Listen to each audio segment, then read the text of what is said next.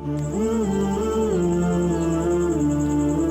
کی رات جب حضرت صلی اللہ علیہ وآلہ وسلم حضرت علی رضی اللہ عنہ کو اپنے بستر پر سلا گئے۔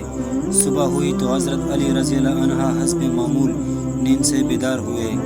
قریش نے قریب جا کر انہیں پہچانا، پوچھا محمد صلی اللہ علیہ وآلہ وسلم کہاں ہے؟ حضرت علی رضی اللہ عنہ نے جواب دیا، مجھے کیا خبر، میرا پہرا تھا، تم لوگوں نے انہیں نکل جانے دیا اور وہ نکل گئے۔ قریش غصہ اور ندامت سے حضرت علی رضی اللہ عنہ پر برس پڑے، ان کو مارا اور خانہ کعبہ تک پکڑ لائے اور تھوڑی دیر تک جلسے بے جا میں رکھا، آخر چھوڑ دیا۔